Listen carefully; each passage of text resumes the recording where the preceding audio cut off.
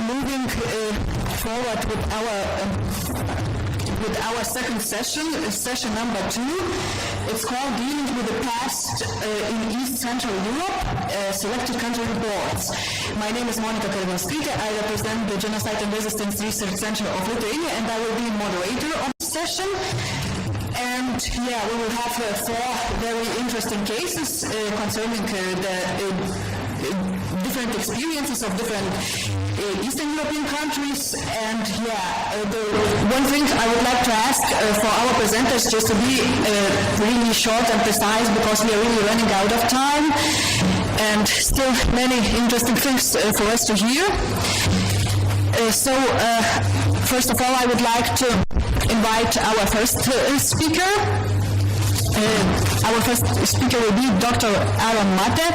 He comes from Hungary, and he will be talking about Hungary post-communism in the fierce regard fighting for 25 years. And Dr. Áron Máthé is Hungarian historian and sociologist. For 11 years he was a researcher and head of research department of House of Terror Museum. From 2012 to 2014 he was a researcher at Századvég Foundation, and he is a vice chair of the National Commemorative Committee today. So Mr. Áron Máthé, I ask you to take your position, and the floor is yours. Thank you very much. I would like to put forth a country report concerning Hungary, and the title is is more exciting than maybe my paper will be, but nevertheless I will try to cope up. So, why is it so important to define victims or resistors and, on the other hand, perpetrators? If communism is to be blamed, we have to speak about the politically motivated crimes which were committed under communist regimes and which can be deducted from the very nature of Marxism-Leninism. But if there is a crime, there should be someone who suffered from it and someone who committed the crime. Without a victim and without a perpetrator, there is no crime. So, returning to my country, Hungary. The 1989 changes found the Hungarian nation in a rather exposed situation. First of all, as Margaret Thatcher said, the problem with socialists is that they sooner or later will run out of other people's money. In 1989, the Hungarian economy was on the verge of collapsing. A torrential state debt caused the budget to shrink, worn out industrial equipment, and bad leadership brought many companies to a halt. About 1 million jobs ceased to exist within a couple of years, and prices skyrocketed. Secondly, it was a morally tired society.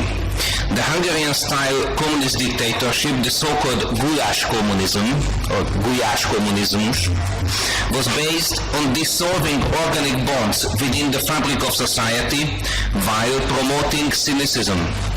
Thirdly, mass media outlets remained playgrounds for the former communist cadre or fellow traveler intelligentsia. These factors contributed to an opinion climate where the crimes of communism could be set aside. And moreover, the concepts of perpetrator and victim became very misty and purposefully confused.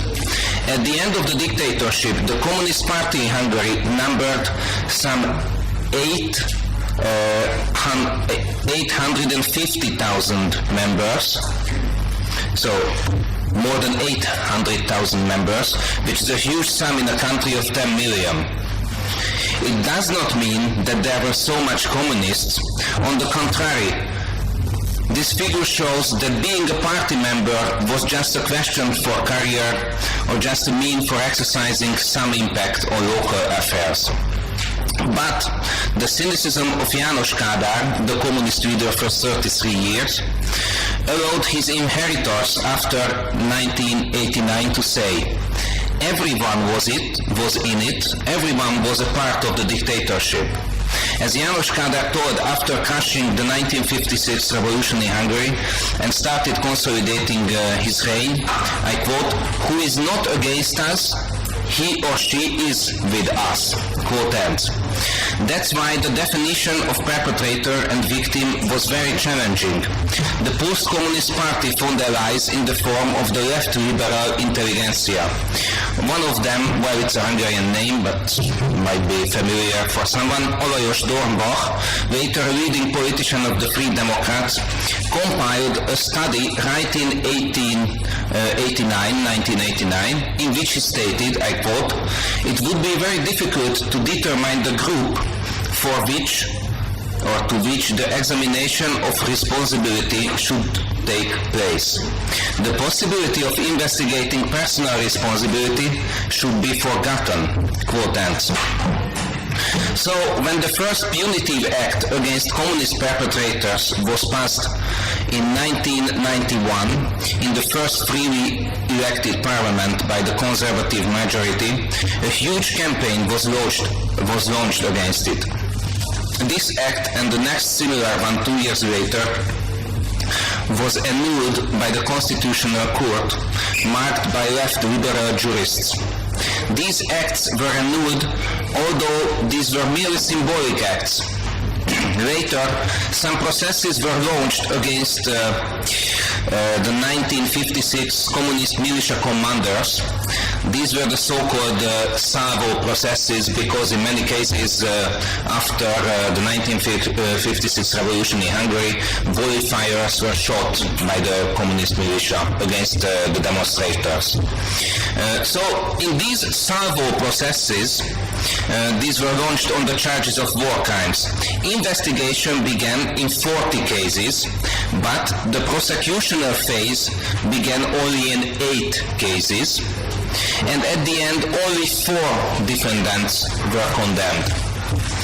A new start was hoped for in 2014 when a prominent communist, I quote the name, Béla Biscu, he was a minister of interior in times of mopping up the passive resistance after the 1956 revolution. So he was brought to court, but after some judicial zigzags and an outrageous verdict, he died before the renewed processes could end. That was the criminal part. On the other hand, on the part of the victims question. So no less than 4 nullifying acts were needed from 1989 to 2002 to define the range of victims. So who is worth of getting a paper, a judicial paper for legal rehabilitation. So 4 acts in more than 1 decade. And these nullifying acts were accompanied by very sharp disputes, sometimes involving the phrases like murderers for the 1956 revolutionaries. Nevertheless, when the House of Terror opened in 2002, it was the most outrageous for the Post-Communist Party and its allies that victims and perpetrators were distinguished from each other in the exhibition. So there were a wall for perpetrators with, faces and names, and for the victims as well. I know that sometimes victims and perpetrators, let's say, mixed with each other. And I also know that there was and there is a gray zone between victims or resistors and perpetrators. But still, we need to rely on the good old principle of personal responsibility and define who was on the side of communist dictatorship and who was on the side of the nation. That's why my institute, the National Remembrance Committee in Hungary, was given the task to pay back this old debt, namely to put forth registers of the so-called communist power holders. Now I would like to show you some of our registers, but before showing you the registers in the internet, I brought only virtually this book. This contains all the legal struggles in Hungary we call it in Hungary acting for justice, the nullifying acts, the punitive actions, renaming streets, so symbolic actions, and so on. The title is a quotation from Hugo Grotius, "Crimen grave non potest non esse punibile." It means that grave crimes cannot be left unpunished. And now, the registers of communist power holders. First of all, this register contains more than 2,600 names, from the level of district party leaders to the top.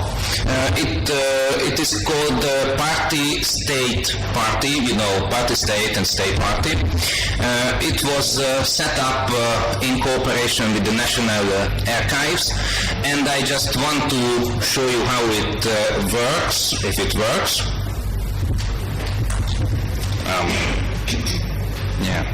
Yes, here is the register with the names, and both the names can be clicked and browsed, and both the organizations. For example, choose him.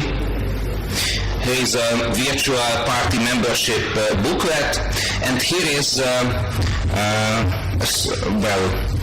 framing of his or her career with a photo. We do not say that all of these persons were so-called perpetrators, but we do say that they were maintaining the dictatorship. And so on. You can browse it for persons and for organizations as well. So, from the district level, so beyond or below the county level. Now, some other registers. This is our website. We defined a range of groups who can be considered to be a communist power holder. For example, party leaders, the Ministry of Interior, political police, those prosecutors and judges who were involved in politically motivated sentences, the communist so-called workers' militia after the 56 revolution, the state church office, we called it persecutors of the churches, and so on. How it looks like. For example, this poor old guy was a member of the political police. We set the core data, mother name, father's name, birth, schools, then achieved ranks within the political police, and then some service fields, and of course the medals. And there is a summary of his career. Or for example, this guy was also a member of the political police, but he took part directly in the retaliation process against the 56 revolutionaries. Here are the processes in which he took part as an investigator. Here is another guy from the communist militia enacting these salvos or volifiers, rankings, schools, workplaces, military schools, and military service. And here are some quotations from his cadre sheets. For example, he committed a very, very good work in crushing the counter-revolution. This is one of the so-called blood judges, making sentences or verdicts in politically motivated cases, ending with a capital sentence. Here is the life, the medals, of course, and the sources. And just one last thing, in many cases we do not even know the face of the communist power holder. but he was a member of the so-called State Office for the Affairs of the Churches. Well, it was supervising, or rather repressing the working of the Hungarian churches. Here is again the career, the core data, and the sources. I think we got more than 3,000 personal careers, names, and all the core data for these communist power holders. I know it's not it does not equal a legal sentence at court, but at least we know who were those who ran the system, who was on the other side of the barricade. And now at least we can name them. It was a debt for 25 years in Hungary. Thank you very much for your patience. Thank you. Thank you very much, Dr. Áron Máthé, for such an interesting presentation. I think we will have a lot to discuss afterwards. And now we move a little bit to another country, to Albania, and I will ask Dr. Godole to present the case, how this process actually was going on in Albania. Just a few words about Dr. Jonila. She is a researcher of communication sciences and lecturer at the Department of Journalism and Communication in the University of Tirana. She is also a writer and translator of German literature, and since 2014 she is the founder and executive director of the Institute for Democracy, Media and Culture. So Mrs. Jonila Godole, I invite you to present. Should I stay here? How much?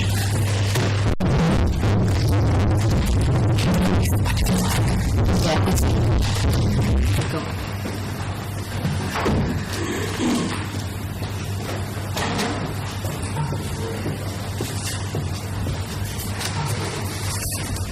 So thank you very much another time. Now we are moving to a country whose past I think most of you in the room don't know so much or don't have so much information. Everyone who deals with transitional justice has the foundation, in the foundation of his work, the will and the desire that the past never be repeated.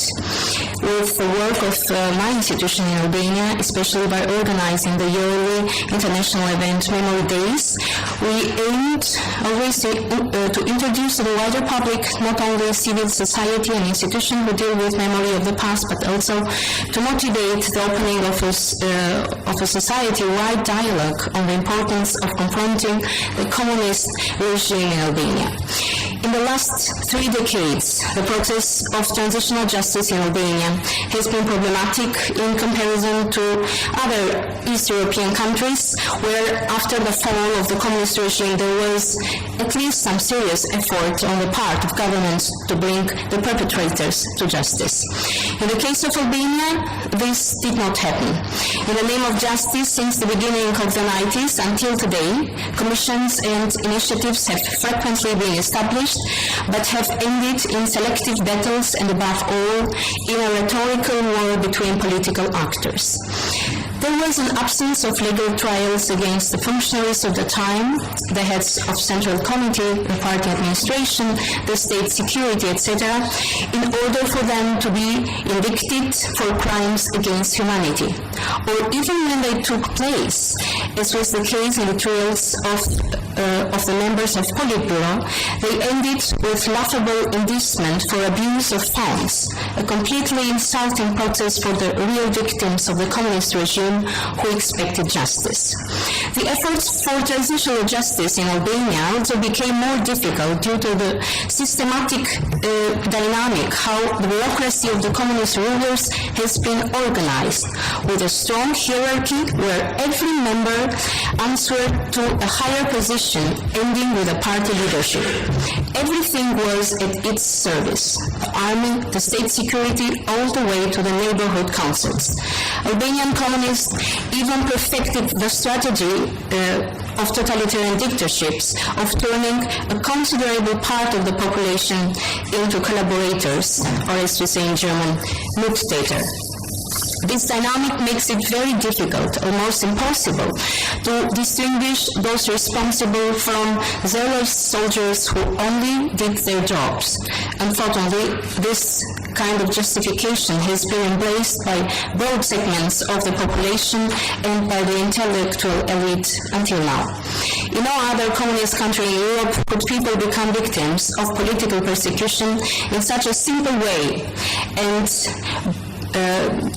be detained for decades by only an administrative act. The practice of persecution was directed not only against individual, alleged enemies of the people, but against their entire families. More than 60,000 families have been burned in internment camps. 34,000 political persecutors have been imprisoned. Thousands of people have died either in camp or in prison, and over 6,000 have been shot, executed, and are still missing. The country was turned into a large jail with 23 prisons, 48 labor camps. The political and economic elite has been destroyed and replaced by loyalist party members. Priests and clergy were killed or imprisoned for the rest of their lives. The religion finally banned in 1967.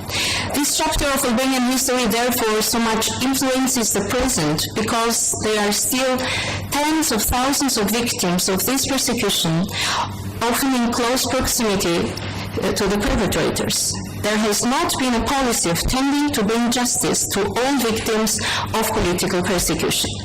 At the beginning of the transformation process and after the first democratic parliamentary elections in 1992, there was a brief phase in which the demands of the formerly persecuted people were at least heard. The compensation payments for the victims, which have been suspended since 1997, were neither consistent nor sufficient. Many of these were generally ignored for short-sighted party political considerations. Others had the experience that compensation usually was organized as installments and was not executed until the very end. At most, the topic plays a marginal role in the current political environment. Few progress has been made, including the law on access to documents of the former security service, adopted by the Albanian Parliament only in May 2015. Since December 2016, the competent authority has started to work. It remains to be seen whether this authority will create the necessary transparency for those affected and all the society. But on the other hand, the current acting president of the parliament, for example, is the last interior minister of the communist regime. So this clearly shows a lack of the political will to make a final statement about the past. Due to this lack of political will, no efforts was done to activate a discussion in the society for this so obvious past. Neither changes were done in the school curricula, in the universities, or so. It was the lack of public discourse. And now we have generations which are growing without memory. George Orwell, in his book 1984, said that whoever controls the past controls the future, and whoever controls the present controls the past. After the fall of communism, we have continuously seen the control and the manipulation of historical records in the efforts of all governments in order to achieve their political goals in the back of transitional justice. We have not blocked yesterday's functionaries from being a part of today's politics, just as we have not discredited yesterday's intellectual elite that served the dictatorship and without a mea culpa continued their mission without interruption until today.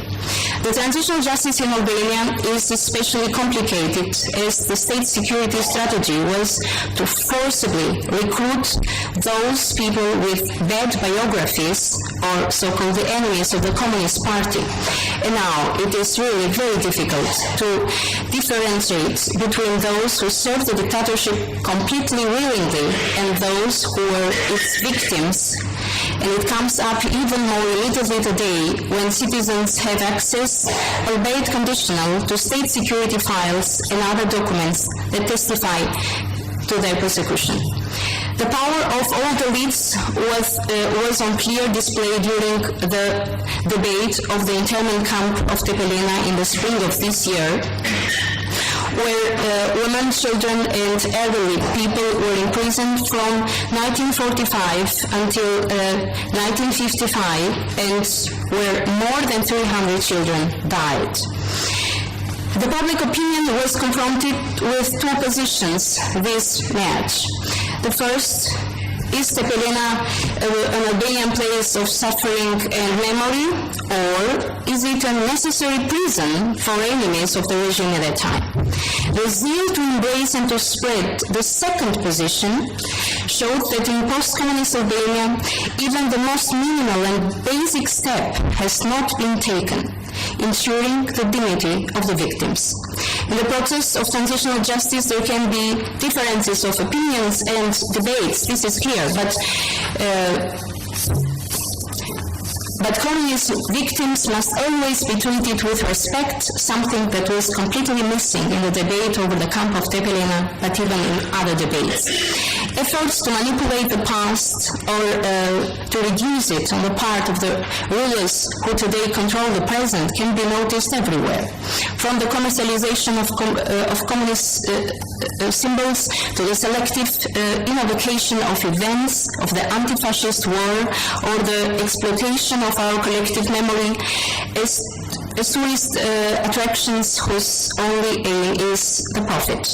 Also worrying are efforts in the recent years to find new ways and a new aesthetic for telling a selective variant of history.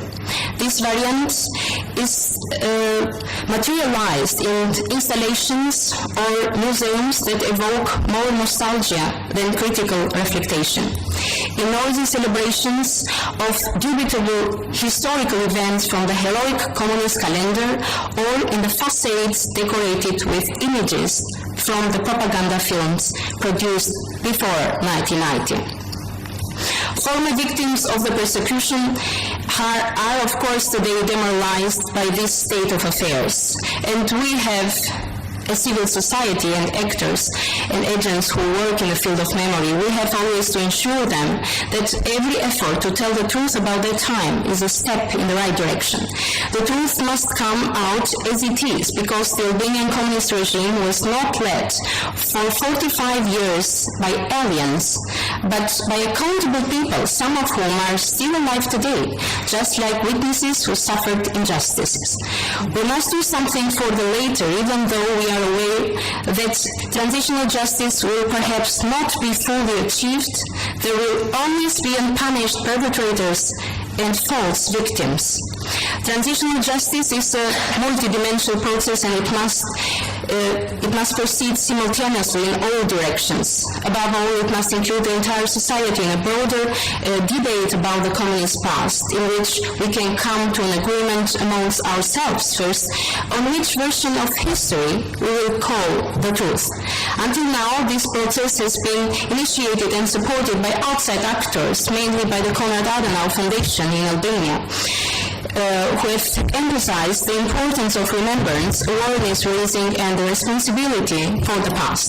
They might have done this as a part of their role in supporting the enlargement of European Union in the Western Balkan countries, but also as a country that has experienced in a dramatic way the confrontation of a difficult historical period. And we, from our part, need this international support to break our decades of being isolated from the rest of the world. For our history of suffering, repression, and its consequences to this day is part of the European history and should be treated as such, so that Albania no longer remains a blank spot in the map of Europe today, or a kind of bureaucratic Europe. And this is maybe an open invitation to Lucas to hold the next annual platform meeting in Albania. I thank you all.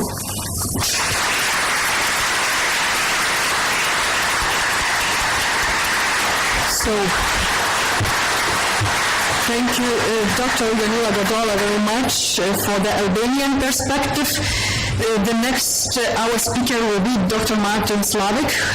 He will represent the cases of Czech Republic and Slovakia concerning the process of transitional justice there, and just a few words about him. Dr. Martin Slávik is a historian himself. He worked at the documentation section of the Nation Memory Institute, and also he was the head of the evidence department of the Czech Institute for the Study of Totalitarian Regimes, and he is co-founder of Living Memory organization. From the year 2014, he is a collaborator of the platform of European Memory and Conscience. So we are really looking forward to hear your presentation, Dr. Martin Slávik. Thank you, ladies and gentlemen. Let me introduce, or let me tell you a few words about the short presentation. Short report about dealing with the past in the former Czechoslovakia and the Czech and Slovak Republic too. But I will speak about the criminal transitional justice. Sorry? Okay. About the criminal transitional justice. So I want to speak about the punishing the perpetrators, the prosecutions and so on. I think this is a necessary condition for build a strong rule of the law state, and we all know that the failure to condemn past crimes and conduct prosecution give rise to a dangerous culture of impunity, which threatens the rule of the law and the process of reconciliation with the past and the functioning of the democratic system. One of the requirements defining the rule of the law is those who violate the law must answer for their crimes before an impartial court. In a state respecting the rule of the law, however, criminal sanctioning is not an act of revenge, but a fundamental security issue. The practice of not punishing criminal offenses will be a major threat to society from a crime that is not condemned is the another crime. Such practice would have negative consequences, eroding citizen trust in justice and security, which must be guaranteed by the state. That's the theory, and now have a look for a bit history. Compared with Hungary and Poland, the democratization process in former Czechoslovakia started relatively late, but it was in the Czechoslovakia that the changes toward democracy were taking place in the fastest rate. Laws aiming to remedy the wrongs committed by the communist regime were implemented very quickly. Also, illustration law were implemented relatively quickly. In this period, we see also the first attempt at reconciliation with the communist past, also in the sphere of criminal justice. An essential document that sheds light on the criminal reconciliation with the past immediately after the events of 17 November 1989 and before the establishment of the Czech and Slovak Republic as two independent states is the report of the Prosecutor General of the Czech and Slovak Federative Republic on the status of criminal persecution and on the results of sanctioning of the officials of the former regime. This was issued in October 1991 and presented by the Prosecutor General Ivan Gasparovich. This man was former communist prosecutor, and also this man became a second Slovak president of Slovak Republic. According to the report, at least 170 persons had been prosecuted, but with a few exceptions, the vast majority of these cases were related to crimes against property, illicit enrichment by the representatives of the former regime. In the report, the Prosecutor General Office defends and explains the steps it has taken in the process of reconciliation, in the criminal reconciliation with the past, arguing that the investigations on the larger scale, often of serious crimes of which citizens may complain, is beside factual reasons hindered especially by the prohibition of legal retroactiveness, the maintenance of the presumption of innocence, and the refusal of collective responsibility, also as the expired statutes of limitation for most criminal offences, and amnesty granted by the President. The attitude of the Prosecutor General to the investigations and the reason given in the report and the question they raised appear to have determined future development in the area of criminal reconciliation with the past even after the dissolution of federal states. I think his attitude, and also the attitudes of most judges and prosecutors in this period, is best demonstrated to quote one sentence from his report.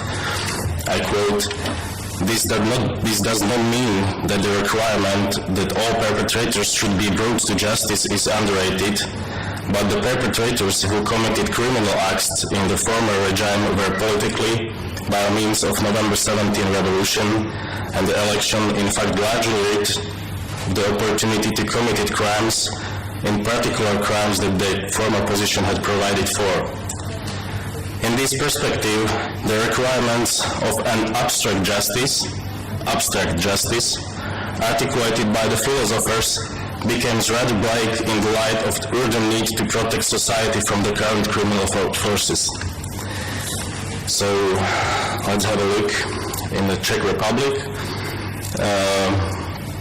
I think in 1995, an independent office for documentation and investigation of crimes of communism UDV, was established in Czech Republic. It was integrated into system of police agencies as a body with full investigation authority and full state jurisdiction. According to the statistical data presented on the UDV website, in total 280 persons in 120 criminal cases were prosecuted between 1st January 1995 and 31 October 2015. Out of this number, 80% were tried and around 47 were convicted. The number of people responsible for repressions in the former regime with whom criminal prosecutions were finally initiated is rather low compared to both the number of rehabilitated, illegally convicted persons and other numbers of victims persecuted in other way. But I think this number is not about the work of investigators from UDV, but mostly is about attitude and work the judges and prosecutors. I must say that the fundamental legal rule that enabled the UDV to commence prosecutions of criminal acts was the act of illegality of the communist regime and so on. And the case section of this act under which criminal prosecution could be initiated was paragraph 5, which states that the period of time from 25 February 1948 to 29 December 1989 shall be not counted as part of the limitation period if due to political reason incompatible with the rule of law and the fundamental principles of democracy, a person was not validly convicted or acquitted. The act was immediately appealed by the group of 41 MPs, mostly from the Communist Party, who declared it unconstitutional. However, the Constitutional Court of Czech Republic rejected this appeal. This, however, turned out to be problematic as court assumed largely different attitudes to this legal rule. They usually argued that the act disrupted legal, certainly alleging the effect was retroactive. The most problematic and controversial part was related to assessment of limitation period of criminal acts. Several panel of judges of the Supreme Court acted in defiance of the Constitutional Court's finding also when it came to the assessment of the limitation period by stopping the prosecution on the ground of the expired statute of limitation. According to the employees of the UDV, the factor that significantly affected the investigation and the other processes were the protraction in the proceedings. On average, 4 or 5 years passed from the time the indictment was issued to the time the judges was handed down. One of the reasons why the several cases were protracted was that prosecutors and judges and also courts were often returning them to investigators for additional investigation. Another instrument affecting the process of reconciliation was the change of legal classification of criminal acts. I think some prosecution or some investigation still exists in Czech Republic, but I think that the period of the prosecution and the investigation was stopped in 2015. In Slovak Republic, criminal reconciliation took a completely different direction, and office similar to the UDV in Czech Republic has never been established and the illustration law have not been applied. But in 2002, the National Memory Institute was created. UPN, and then Ústav pamäti národa, shorter UPN, did not have investigative authority, but one of these main responsibilities determined by the legislator was the possibility to propose criminal prosecution of crimes with cooperation with the Prosecutor General and the Slovak Republic. The UPN started to fulfill its responsibility to propose the prosecution of crimes listed in paragraph 1 of the National Memory Act in May 2008 by submitting to the Prosecutor General the report on the facts that indicate a commission of the crimes against humanity. This chosen classification of the criminal offenses was not coincidental. The limitation periods of most criminal acts had basically expired by the time the UPN was established. Despite this, the Institute chose the set classification crimes against humanity with regard to the international treaties that also Czechoslovakia had ratified. The Prosecutor General Office rejected the proposal but recommended that it be divided in each of the cases investigated separately. As follows from the study of the investigators' resolutions, which were sent as answer to the UPN, the investigator classified most of the cases as criminal acts of bodily harm in complicity, and abuse of authority in complicity. These were some of the reasons why the criminal prosecution was stayed on the grounds of inadmissibility.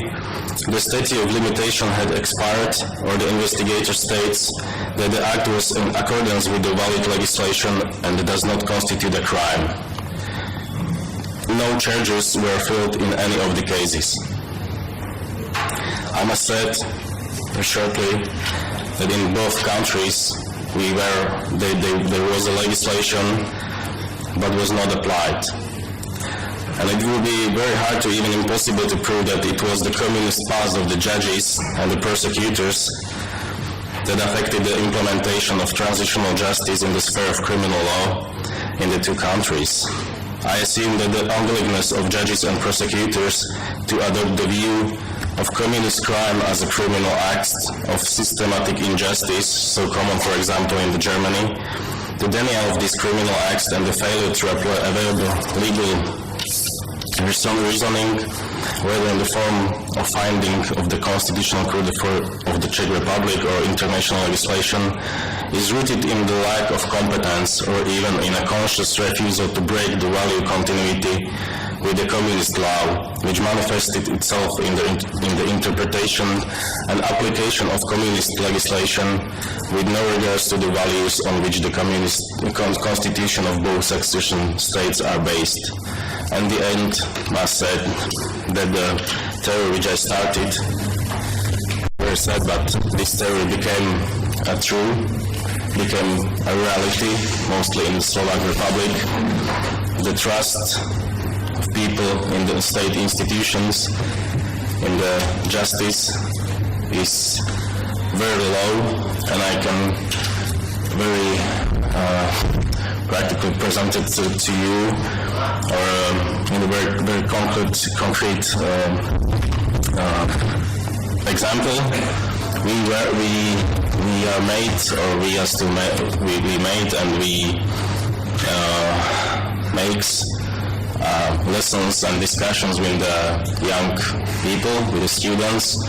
We made more than 200 of these discussion lessons. It means, I think it was about 50,000 of students in our discussions, and just 10 of them said that are still have trust into the state institution, in justice, in the police, in the prosecutors.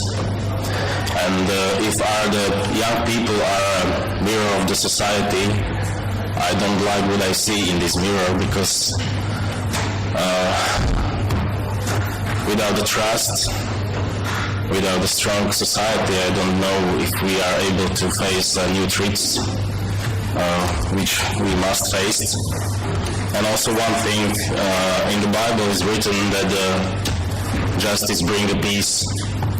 And I think the author of this book wrote us very well, and he know why he said this, and we shall not forget about it.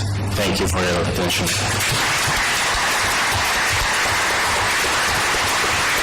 Dr. Martin Slávik, thank you very much for your presentation and for revealing the perspective of Czech Republic and Slovakia. And yes, now we will have our last speaker, but before that, I would like to ask you, after the presentation, not to disappear, because we will have 3 important things to do afterwards, and then we can finish. So now the last one, the last speaker, the last presenter is Dr. Marek Mutor, who comes from Poland, so he will speak about the case of Poland, and he's the director of Remembrance and Future Institute in Wrocław. Himself historian from 2006 to 2007, and in 2016 he was the head of the National Center for Culture. He is also the creator of some state programs, among them the program called Patriotism of Tomorrow, Witnesses of History, and he also organizes exhibitions, including a Train of History, Solidarity in Wrocław, and Dr. Marek Mutor also is a creator of the History Center Depot. So a lot of work he done so far, and we hope to hear a little bit more in his presentation about solidarity in Poland. Thank you. And thank you very much. I'm not a doctor yet, PhD, but very soon, maybe this winter, we will see. Okay, thank you very much. Ladies and gentlemen, thank you for this invitation. I was asked to prepare a presentation devoted to the subject of commemorating the heritage of solidarity movement in Poland. I will try to give you a big picture and some specific examples in this short presentation. If it is time, I will focus on my institution, which is the Depot History Center, but if it is time.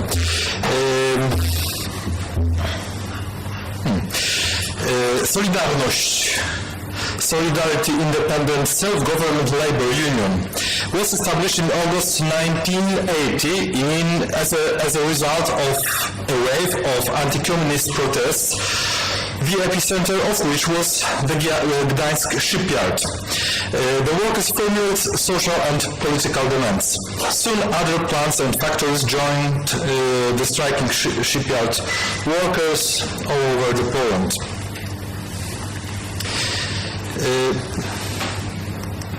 This is the shipyard, and it is worth to say that in Wrocław, in depot number 7, people were on strike also, and it was a very important moment in this revolution of Polish August 1980, because in Wrocław was formulated some kind of idea that everybody should not formulate their own postulate, but to support workers from Gdańsk.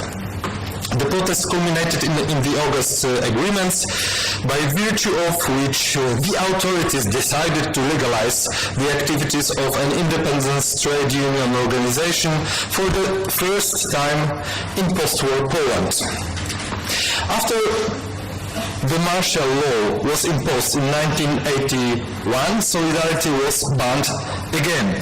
Nevertheless, the great movement, which had 10 million members, that means 1/3 of population of Poland, at the peak of its activity, continued its operations in the conditions of conspiracy. I would like to emphasize the nature of the solidarity movement. It was a peaceful protest movement against the communist regime, acting both for political rights and freedoms as well as social and labor rights. Solidarity contributed to the collapse of communist system in Poland in 1989, which caused a number of important consequences for the rest of Central and Eastern Europe.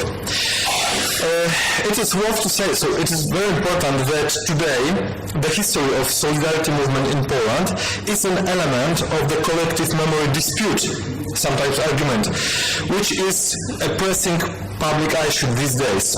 The most important elements of this dispute are evaluation of communist period, evaluation of the decision on the introduction of martial law in Poland by the head of the communist state, General Wojciech Jaruzelski. So this decision still has numerous defenders, evaluation of Lech Wałęsa's role in solidarity movement, and general opinion about communist period. But these days, there are numerous initiatives, institutions, monuments, memorials, and organizations in Poland referring to the heritage of solidarity. It is impossible to describe them all in this short presentation, so for the purpose of this lecture, I selected the most important public institutions, some most important significant examples, both on the state and local government level, which have the greatest impact. They are most important vehicles of historical memory. They also conduct extensive educational activities. I focus on institutions which attract more than 50,000 people per year and new projects. The biggest institution devoted to the subject is the European Solidarity Center in Gdańsk, with its permanent exhibition and a lot of projects such as All About Freedom Festival, Understanding August, and so on, educational, social projects, and temporary exhibitions. Part of complex of Gdańsk shipyard is Health and Safety Hall, a place where the August agreements were signed in 1980, now serves as a kind of center for history of the solidarity movement, with the permanent exhibition Ways to Agreement. The Wrocław Solidarity exhibition was temporary exhibition but very significant, prepared by Remembrance and Fier Center, presented in 2010. It was a very important point of the history of our institute, but also a very important point of the commemorating solidarity in Poland. It was the biggest exhibition that time in 30th anniversary of solidarity movement in Poland. And the Depot History Center in Wrocław was established in building where strikes broke out in Wrocław in 1980. The mission of Depot History Center is to document and popularize knowledge about the post-war history of our city, but very important part of this history is history of solidarity movement and solidarity period. Salesian Freedom and Solidarity Center, Wujek Coal Mine in Katowice, ran an exhibition called the Chamber of Memory of the Wujek Mine. It documents the pacification of the mine in December 1981, during which the striking miners were massacred. The Dialogue Center Upheavals in Szczecin. Szczecin has similar history to Wrocław, also very complicated. The city started to be a Polish city in effect as a result of the Second World War, and very important part of post-war memory, remembrance of people of Szczecin is anti-communist movement, especially the events that occurred before the Solidarity period, especially in December 1970, so 10 years before Solidarity was born. Workers were protested there, and they also were suppressed in bloody fashion, and in somehow it was a root of Solidarity movement 10 years later. Of course, Institute of National Remembrance, the biggest Polish institution which aim is to focus on remembrance of Polish history, especially in 20th century, and of course the important part of activity is connected with remembrance of Solidarity movement. Despite archives, National Remembrance Institute also provides some educational projects and exhibition, especially traveling exhibitions, also devoted to the subject of solidarity. Polish History Museum in Warsaw, under construction. Still, the subject and purpose of this museum are to establish an attractive exhibition space and center stimulating reflection on the history of Poland, all 1,000-year history. The museum aims at presenting the whole 1,000-year history of Poland, and the narrative is built around the concept of freedom, very important concept for Polish history. And of course, the part of this big idea of freedom is a solidarity movement, so there is planned a special big space for devoted to this subject. Something new, it's Institute of Solidarity and Courage, established in 2017. The main task of this institute is to conduct and support scientific research, collect data, archives and books, as well as to popularize knowledge about distinguished people who had their contribution to the Polish nation. One of the most important motivations for establishing the institute was to preserve the memory and honor people associated with solidarity and anti-communist activity, who today often remain on the sidelines of public interest, anonymous and forgotten. Czech Solidarity Center is just an enigma now. And of course, trade union Solidarność also provides some projects, activity itself. It's worth to say about it. So this is the big picture. I think that nowadays we have very good situation in Poland comparing to first years of 20th century. In my work in the field of remembrance policy, I was fortunate to have participated in works carried out at almost all the institutions mentioned in the presentation. I can say that these days the Polish memory of solidarity has strong institutional basis, unlike at the time of the 20th and 21st century. If there is a time, 5 minutes, or not? 2 minutes. Okay, 2 minutes. So